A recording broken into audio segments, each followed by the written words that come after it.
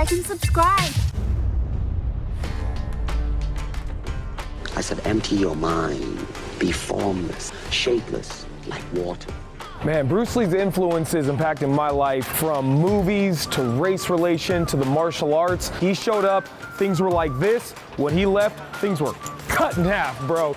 Bruce Lee is a person who you could walk into any village wearing a t-shirt with his face on it and people would recognize him. Really, before Bruce Lee, martial arts was very compartmentalized. And Bruce Lee kind of broke these barriers and it opened people's minds. In mixed martial arts, you see his influence everywhere. The African Americans, finally there's some kind of a hero. Really didn't know much about Asian, but then Bruce came along. Being able to understand what Bruce was thinking about is really central to understanding his place in history and why he's so important.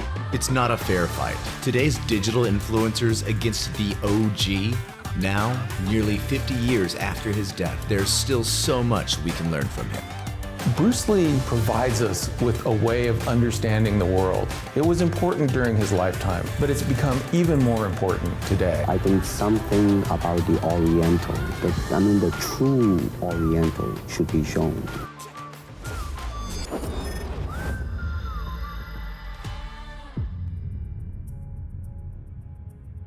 I'm thinking about getting representation for how Bruce Lee's impacted my life. I definitely need to slap on here and let people know what house I'm representing. Tattoo like that, take maybe 5 hours. Bruce Lee forever. All right, there's no turning back. Be like water, man. Here we go. There are those who know Bruce's story and are so inspired they will immortalize his influence permanently.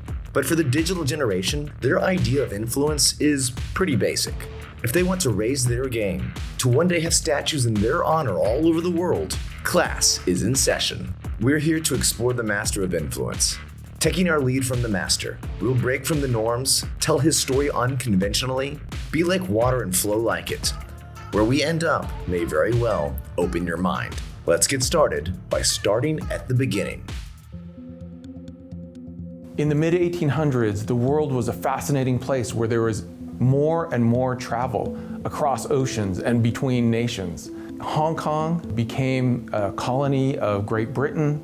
There was massive amounts of trade between China and the United States. As the 19th century came to a close, what we saw is more and more traffic across the Pacific, both ways. And we see that there's this incredible flow of people and cultures, ideas, technologies. It's also true that the United States cut off the entry of Chinese, but what you see is that cultural workers such as movie makers and Cantonese opera performers able to continue to migrate. And it's that flow of cultural workers that leads to Bruce Lee being born in San Francisco in 1940.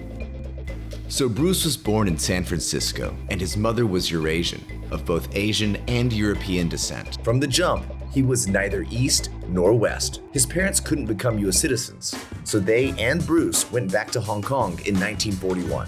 Soon after, Hong Kong was under Japanese occupation. When the war ended, the Hong Kong colony went back to British rule. The Chinese were treated as second-class citizens. China also experienced political upheaval, so refugees poured into Hong Kong and the Kowloon district where Bruce lived. Bruce followed in his father's footsteps and became a performer, a child actor in over 18 movies. He was constantly bullied because of his Eurasian mother. He wanted to study martial arts, but no one would take him because of his mixed race. Bruce found solace studying Wing Chun from the legendary Ip Man. When he flew back to the United States, he would lean on these influences to survive one of the toughest places on Earth, Hollywood. Oh, what a tangled web we weave when at first we practice to deceive. Liam, what are you doing? I'm studying my lines. Well, Bruce Lee said to be like water, my friend. Being like water. Oh. Before he got his role as Kato, a few things had to happen. Can you break 5 or 6 pieces of wood with your hand or your foot? I'll probably break my hand and foot. Bruce defied the laws of physics with one punch. He's also best known for being the breaker of rules. And here's one he shattered, teaching martial arts to non-Chinese. Bruce taught anyone who wanted to learn, all shapes, Races, sexes, sizes. Didn't care. Bruce taught A-list stars in front of the camera like James Coburn and the crew behind it. Didn't care. How fitting it would be a makeup artist who knew a producer, and presto, history. Bruce nails the audition and is Kato. Bruce welcomed anyone to his dojo without judgment. Hollywood, not so much.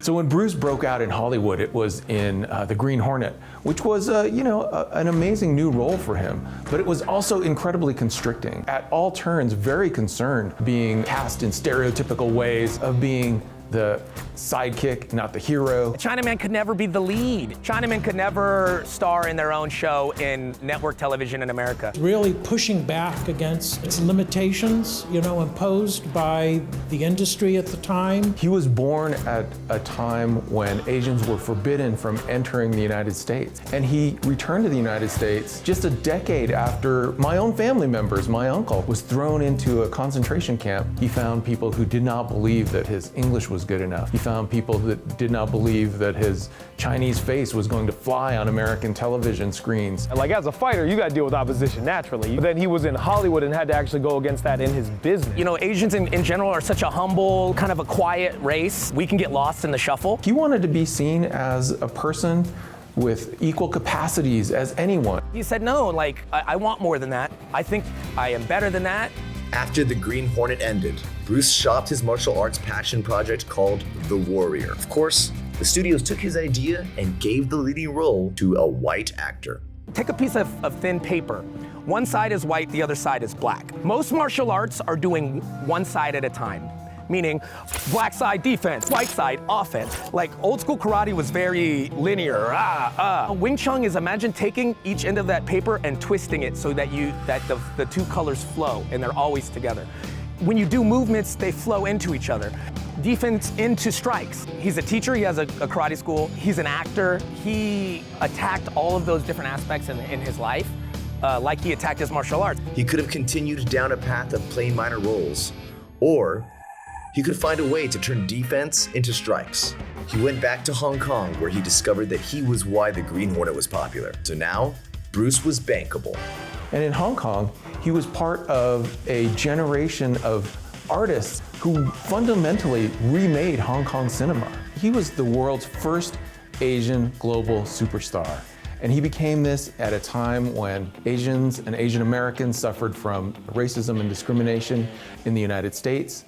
Chinese people in Hong Kong were second-class citizens. Bruce Lee showing up, being Asian American, not being that tall, being a smaller guy, but still having that charisma. And Bruce Lee had to be Bruce Lee to get that started. I think that's why my dad was so into it. He grew up as the first Filipino family in Vallejo. They didn't have a lot of people that they could look to in America to inspire them and make them feel like they could be the man. Really important thing about Bruce, it was his dream of being recognized as a world-class film artist, and his style of performing, which was this combination of being an actor but also martial arts. Show me now the difference between jiu-jitsu, which is long and involved, and gung fu, which is very quick if you have an opponent. All right, for instance, you will read it in a book, in a magazine and everything, that when somebody grab you, first do this, and then this, and then, and then, and then, and then, thousands of steps before you do a single thing. If you want to be like water, you got to train with water.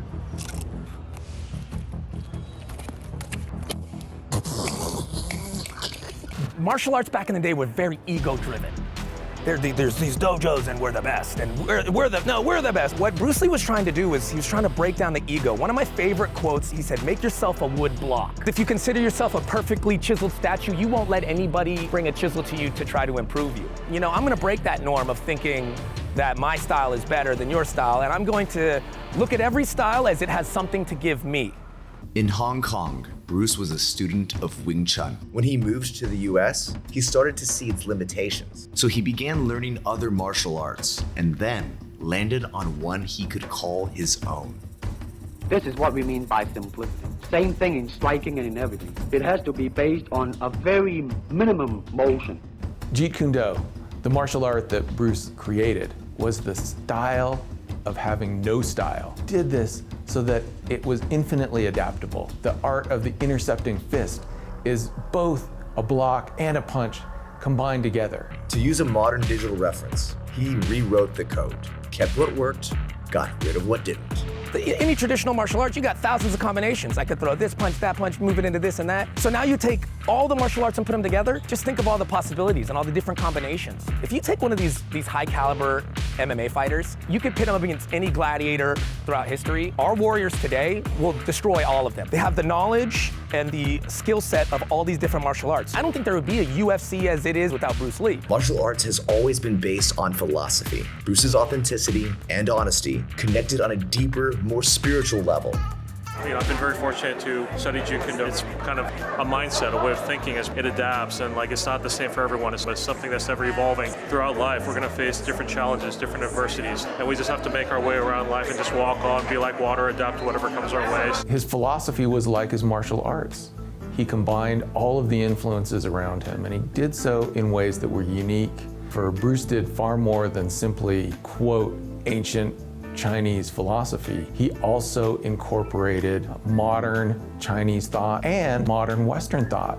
So, you know, you think about other great philosophers, like, you know, Descartes, you know, they've been gone for thousands of years, and they're still with us. So if you look at Bruce Lee like the philosopher, then his writings are timeless like those other great minds. And in our modern world that contains so many different people from so many different backgrounds, Bruce's philosophy was a philosophy tailored for the modern world, in which hybridity and travel is fundamentally a part of all of our everyday experiences. Never bound by borders and traditions, Bruce embraced everyone. He earned street cred when he opened a kung fu studio in Oakland. There are rules in the United States against interracial marriage between Asians and whites. He broke those rules because he said true love finds its objects. He connected with the emerging civil rights movement, and the community connected with him. In his films and in real life, Bruce was a champion for the underdog, the oppressed. He was always fighting against forces like racism and discrimination. Bruce Lee shows up in the scene in the 70s. We have him doing that for Asian Americans. Then we got Shaft at the same time breaking things down for African Americans. He said, look, you know, it doesn't matter who you are, you can do whatever you want to do, as long as you have good character. I was one of those black kids who couldn't play basketball, couldn't play football. So martial arts really caught my attention, and I progressed at it. I think Shaft and all that, you know, the black exploitation, finally there's some kind of a hero. And then here on this other side, Bruce came along, and then we came together. We came together. You still think of yourself Chinese, or do you ever think of yourself as North American? You know what, I want to think of myself as a human being. But under the sky, under the heaven, man, there is but one family. It just so happened, man, that people are different. Bruce's persistence, his core philosophies, his dream are all personified in his classic film. After a series of successful movies in Hong Kong, Hollywood called, and Bruce answered with a genre-defining film. Released by Warner Brothers in 1973, it was a huge success. The American Film Institute always puts out a list of the top 100 American films. Everything from The Godfather to Toy Story is on it. The judging criteria is to include films that had an influence on cinematic storytelling. There's not one Asian-themed film with an Asian leading actor on that list. If there's one that deserves recognition, can we make an argument for Bruce's magnum opus? Enter the Dragon, 1973. Just a few short years earlier, Mickey Rooney is doing Yellowface in Breakfast at Tiffany's. Bruce Lee brings to us for the very first time in cinematic history an Asian American superhero. He does this in a way that breaks out of all of the racist restrictions, all of the racist stereotypes, but he ties together the big issues of the moment. The rise of Black power and the attempt of African Americans to find justice and equality in the United States. He ties it into the ending of the Vietnam War. One of the most fascinating things is the way that he draws parallels between the plight of African Americans in the United States with the plight of Chinese people who are colonized subjects in Hong Kong. Ability of that film to speak to us today, 50 years later, really speaks to the magic that Bruce Lee brought. It's a movie that in 1973 made Hong Kong cinema a worldwide phenomenon. So is Enter the Dragon merely a brilliant martial arts film, or is it much more than that? This is something that we need to think about when we think of the history of cinema writ large across the entire planet. Take the power he wanted from people who didn't want to give it to him. It's inspiring. It's a beautiful thing. Bruce showed us the power of influence comes from a willingness to stand by your beliefs, to be persistent, and have courage to not back down from a fight. What he taught and showed us was groundbreaking then, and even more necessary now. Sadly, racism and oppression continue. It's an ongoing fight. Now is your chance to be a true influencer.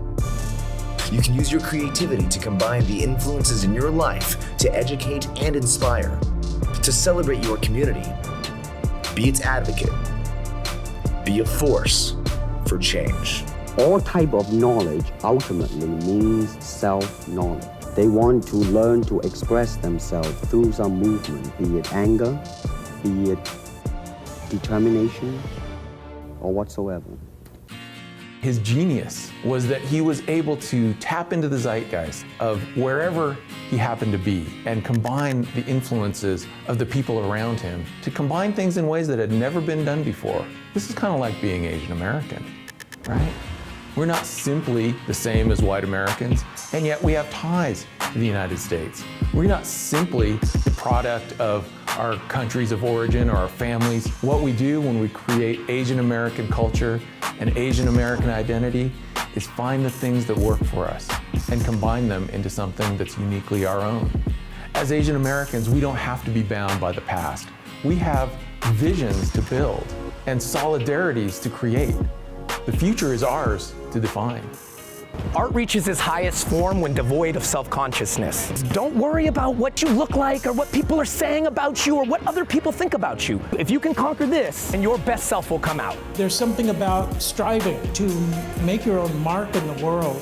To be meaningful, an influencer has to fight for something, has to stand for something. Our next great global Asian American influencer will be someone who inspires people to understanding other people. All we're still doing to this day is still following after the lineage of Sifu Lee. That's why I call him Sifu. He is our teacher. He made it happen.